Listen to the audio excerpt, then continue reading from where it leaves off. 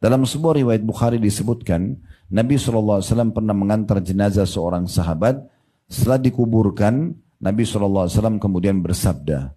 Beliau mengatakan, SAW, sungguhnya kalau orang mukmin meninggal dunia, maka akan datang kepadanya 3 sosok malaikat. 2 malaikat kasih sayang membawa kain kafan dari surga di kiri kanan kepalanya, dan 1 malaikat maut di ubun-ubun kepalanya yang akan mengatakan, ya ayyatuhan nafsul mutmainnah irji' ila rabbiki radiyatan mardiyah. Hai jiwa yang tenang, kembalilah kamu kepada pengampunan dan rahmat Tuhanmu.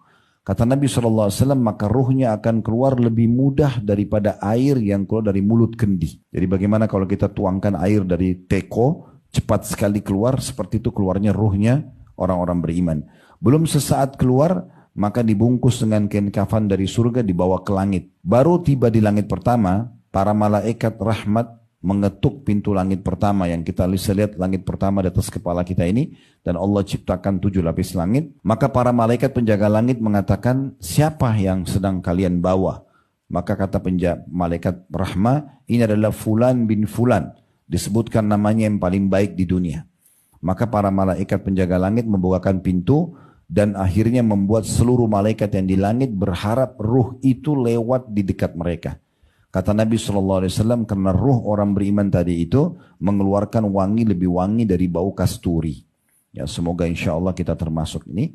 Kemudian setelah itu, maka dia terus naik sampai ke langit ke-7, dan terdengar suara Allah Subhanahu wa Ta'ala yang mengatakan, catatkan hambaku ini termasuk penghuni surga, kembalikan dia ke dunia karena di sana saya ciptakan, di sana pula saya akan bangkitkan. Maka pada saat itu dibawalah ruhnya oleh malaikat rahmat tadi ke kuburan bersamaan dengan keluarganya mengantar jenazahnya atau jasadnya. Begitu dimasukkan ke dalam kuburan jenazah itu, maka ruhnya pun dimasukkan kembali ke dalam kuburan tadi. Ini prosesi kematian sekaligus masuknya awal ke alam barzah. Setelah itu, kata Nabi SAW, dia masih bisa mendengarkan 3 langkah trompa sendal pengantarnya. 3 langkah saja, setelah langkah ke-4 sudah tidak bisa lagi.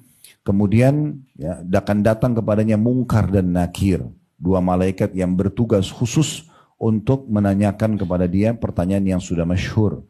Siapa Tuhanmu, siapa nabimu, ya, apa agamamu atau apa pedomanmu, ya. Maka kalau dia orang beriman, kata Nabi SAW, sesuai dengan firman Allah Subhanahu wa Ta'ala, yuthabbitullahu alladhina amanu bil qawli tsabit fil hayatid dunya wa fil akhirah.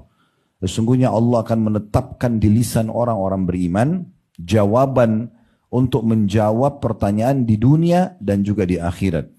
Makna di dunia, kata ulama tafsir, kalau ada orang yang belajar agama lalu ditanya, misalnya muslimah, kenapa anda pakai jilbab, kenapa anda sholat? Misalnya, kalau muslim ditanya kenapa sholat, kenapa tidak makan babi, kenapa tidak minum khamar, dia kalau belajar agama dia tahu itu Allah haramkan, tidak boleh. Kenapa anda sholat? Karena saya diperintahkan. Dia punya jawabannya.